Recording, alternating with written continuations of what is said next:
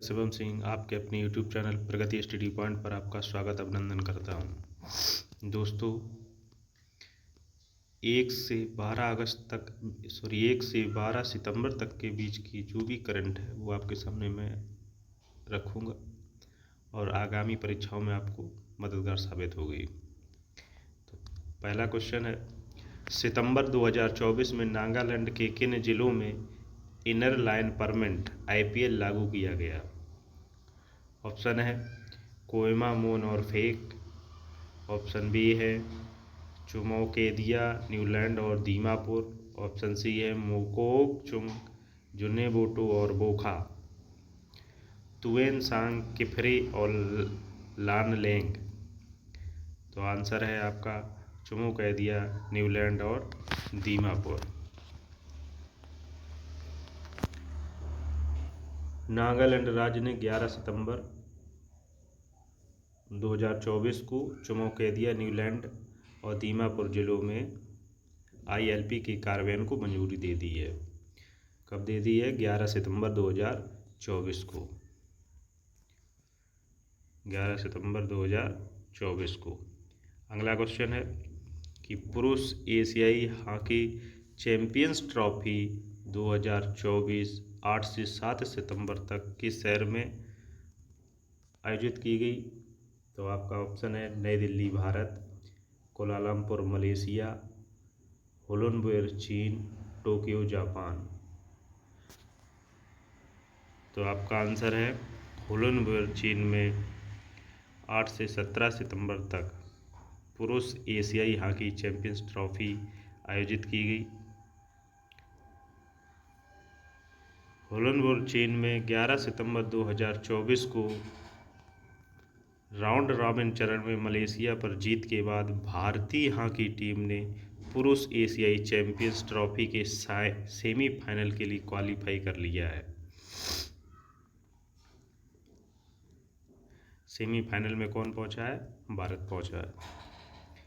तो अगला क्वेश्चन है, सार्वजनिक निजी भागीदारी PP मॉडल के तहत इलेक्ट्रिक बसों, जिनको हम ई बस बोलते हैं, की खरीद और संचालन के लिए सार्वजनिक परिवहन प्राधिकरण PTA की सहायता के लिए केंद्र सरकार द्वारा शुरू की योजना का नाम है? ऑप्शन फेम इंडिया योजना, राष्ट्रीय इलेक्ट्रिक मोबिलिटी मिशन योजना, PM ई बस सेवा योजना, स्मार्ट सिटी मिशन योजना। तो इसका आंसर ऑप्शन से पता चल रहा होगा कि PM ई बस सेवा योजना। इसका आंसर क्या हो जाएगा? PM ई बस सेवा योजना। PM ई बस सेवा योजना केंद्रीय मंत्रिमंडल ने 11 सितंबर 2024 को PM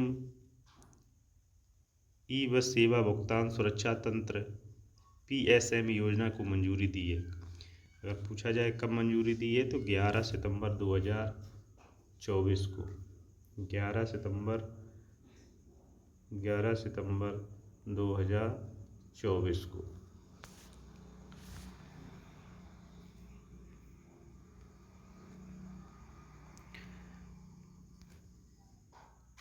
देश में अनुसंधान नेशनल रिसर्च फाउंडेशन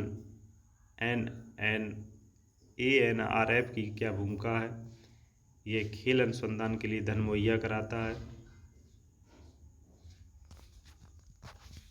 यह वैज्ञानिक अनुसंधान के लिए शीर्ष निकाय के रूप में कार्य करता है। यह अंतर्राष्ट्रीय वैज्ञानिक सहयोग का प्रबंधन करता है। यह छात्रों के लिए विदेशी मुद्रा कार्यक्रम संभालता है। तो आंसर है आपका, यह वैज्ञानिक अनुसंधान के लिए एक शीर्ष निकाय के रूप में कार्य करता है। हम इसके बारे में यहाँ पढ़ लेते हैं। यह वैज्ञानिक अनुसंधान के लिए शीर्ष निकाय के रूप में कार्य करता है। PM मोदी ने 10 सितंबर 2024 को अनुसंधान नेशनल रिसर्च फाउंडेशन ANRF की पहली गवर्निंग बोर्ड बैठक की अध्यक्षता की। ANRF भारत में वैज्ञानिक अनुसंधान के लिए उच्च स्तरीय रणनीतिक दिशा प्रदान करने वाली एक शीर्ष संस्था के रूप में कार्य करता है। उस मिशन का नाम क्या है जो पहली बार निजी स्पेस वॉक का प्रयास करेगा? तो निजी स्पेस वॉक का प्रयास करेगा प्रेरणा 4, पोलारिस डॉन, स्टारलाइनर मिशन या एक्सव्योम अंतरिक्ष मिशन। तो इसमें क्या आंसर है? आंसर है Polaris Dawn.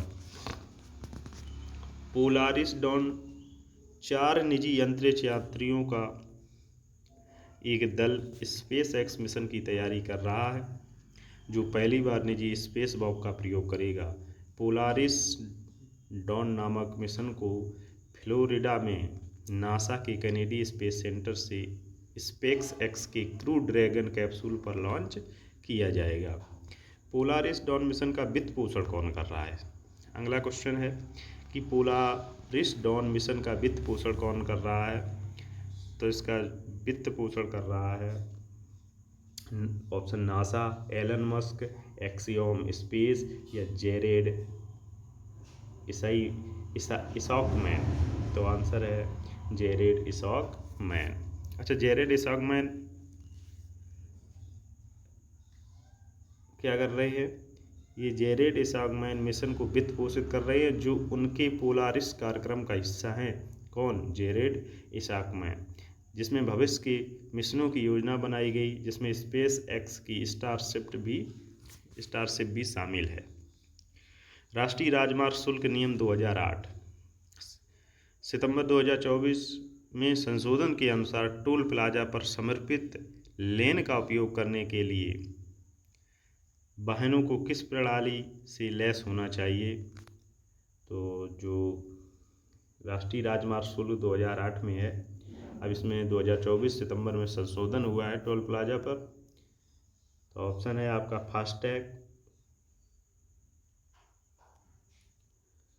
FASTag, global navigation satellite system, onboard unit या स्वचालित टोल संग्रह ATC या RFID टैग।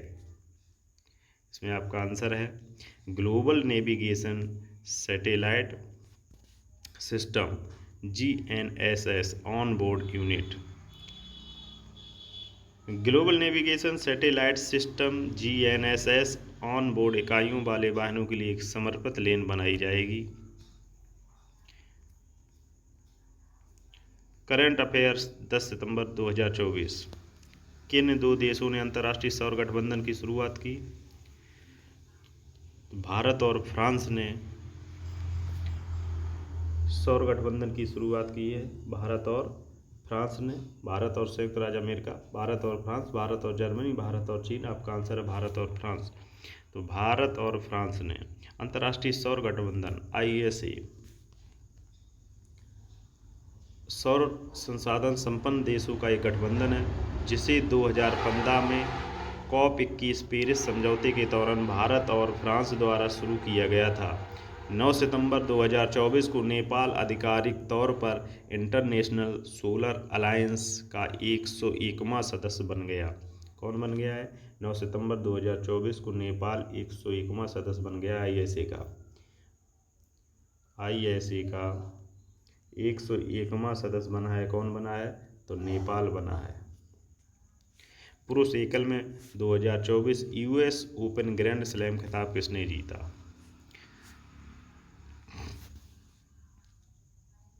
पुरुष एकल में 2024 US ओपन ग्रैंड स्लैम खिताब किसने जीता है? नोवाक जोकोविच ने जीता है, डेनियल मेदवेदेव ने जीता है, जेनिक सिनर ने जीता, टेलर फ्रिट्ज ने जीता है। तो आपका आंसर है ऑप्शन C, जेनिक सिनर ने जीता है। कौन सा जीता है? पुरुष एकल में 2024 US open grand slam. Jannik Sinner ने 8 सितंबर 2022 को न्यूयॉर्क शहर की आर्थर S स्टेडियम में US ओपन ग्रैंड स्लैम का खिताब अपने नाम कर लिया है। कौन सा देश 25 से 30 नवंबर 2024 तक पहले वैश्विक सहकारी सम्मेलन की मेजबानी करेगा? तो ऑप्शन है USA, भारत, फ्रांस, चीन। तो भारत 25 से 30 नवंबर तक की नई दिल्ली में जो वैश्विक सम्मेलन होगा, उसकी मेजबानी भारत करेगा। कौन करेगा? तो भारत करेगा, भारत करेगा। अबू धाबी के क्राउन प्रिंस कौन है जिन्होंने सितंबर 2024 में भारत का दौरा किया है?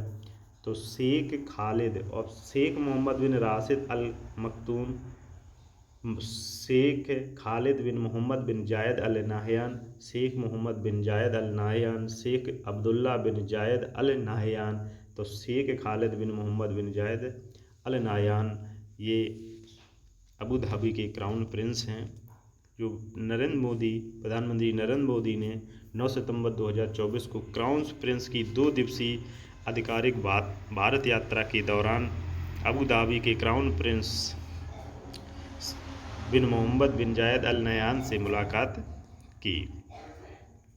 करंट अफेयर 7 सितंबर। 19वीं शताब्दी के अंत में किस भारतीय नेता ने गणेश चतुर्थी को एक सार्वजनिक उत्सव के रूप में लोकप्रिय बनाया? तो सार्वजनिक रूप से गणेश चतुर्थी को बाल गंगाधर तिलक ने, किसने? बाल गंगाधर तिलक ने गणेश चतुर्थी को 19वीं सदी के अंत में प्रमुखता मिली, जिसे बाल गंगाधर तिलक ने भारत के स्वतंत्रता संग्राम के दौरान एकता को बढ़ावा देने के लिए लोकप्रिय बनाया था। किसे? गणेश चतुर्थी को। तो इसमें आंसर हो जाएगा बाल गंगाधर तिलक। किस भारतीय पैरा एथलीट ने पेरिस पैरालंपिक 2024 में पुरुषों की ऊंची कूद में स्वर्ण पदक जीता है?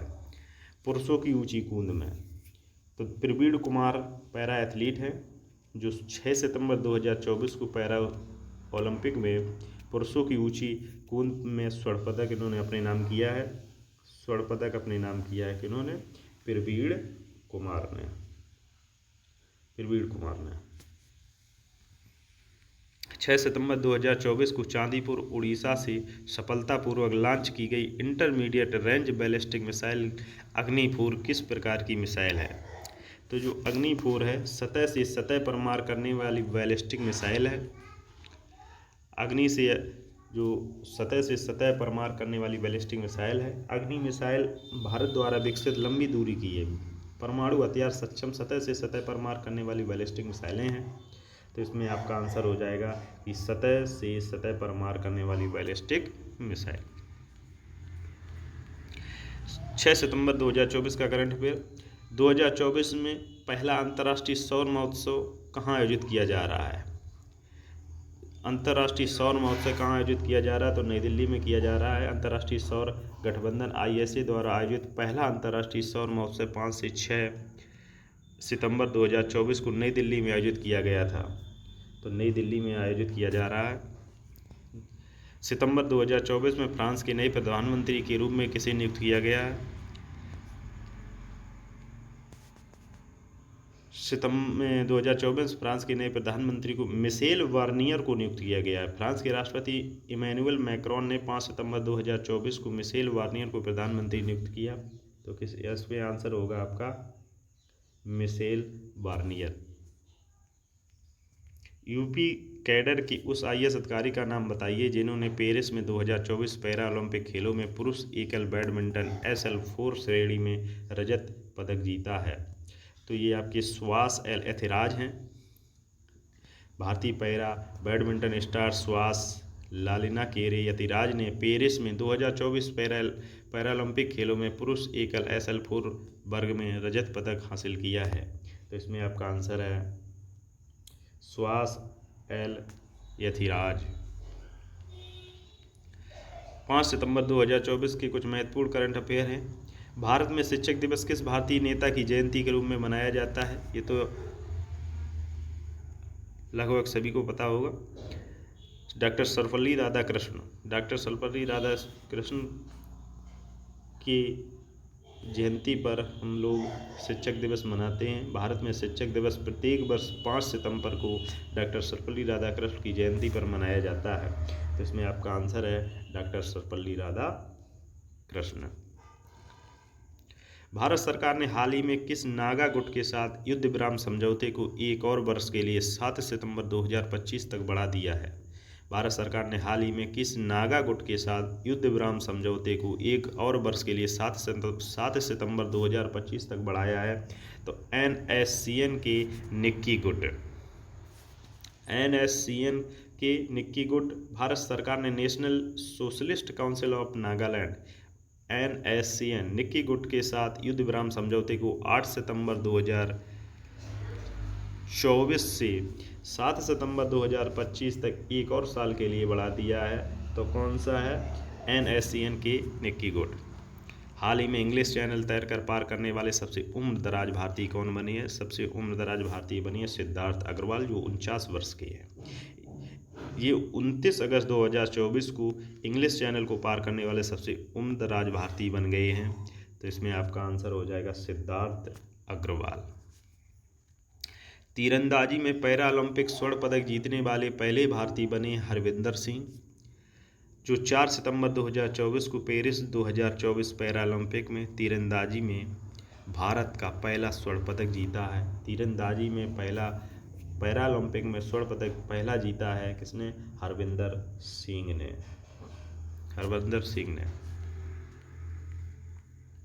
4 सितंबर के कुछ महत्वपूर्ण प्रश्न। आईसीसी विश्व टेस्ट चैंपियनशिप फाइनल 11 से 15 जून 2025 तक कहाँ आयोजित किए जाएंगे? तो ये लॉर्ड्स में आयोजित किए जाएंगे। आईसीसी विश्व टेस्ट चैंपियंस फाइनल 11 से 15 जून 2025 तक ये लंदन के लॉर्ड्स शहर में लॉर्ड्स स्टेडियम में आयोजित किए जाएंगे। कहाँ पर? लॉर्ड्स स्टेडियम में। पश्चिम बंगाल में अपराजिता महिला एवं बाल विधेयक लाने का प्राथमिक कारण क्या था? पश्चिम बंगाल में एक प्रशिक्षु डॉक्टर का जो बलात्कार हुआ, ये घटना बहुत निंदनीय है।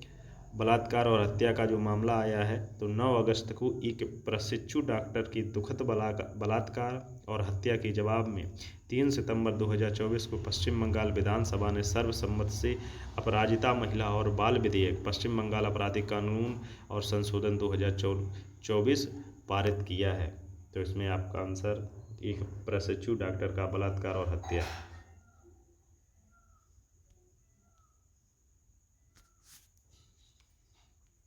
कौन सा संगठन ग्लोबल इनोवेशन इंडेक्स GII प्रकाशित करता है? तो ग्लोबल इनोवेशन इंडेक्स GI प्रकाशित करता है World Intellectual Property Organization WIPO। इसमें आंसर WIPO हो जाएगा, World Intellectual Property Organization. Paris Para Olympic 2024 में सुमित अंतिल ने किस स्पर्धा में स्वर्ण पदक जीता है? तो सुमित अंतिल ने, आपको मालूम होगा कि क्या किसमें भी भाला फेंक में इन्होंने ये खेलते हैं F64 श्रेणी में खेलते हैं और इन्होंने 70 पॉइंट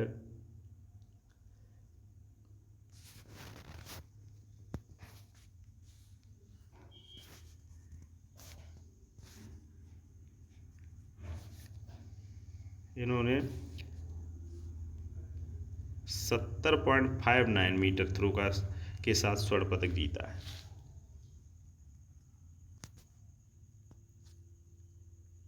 कितना? 70.59 के साथ भाला फेंक में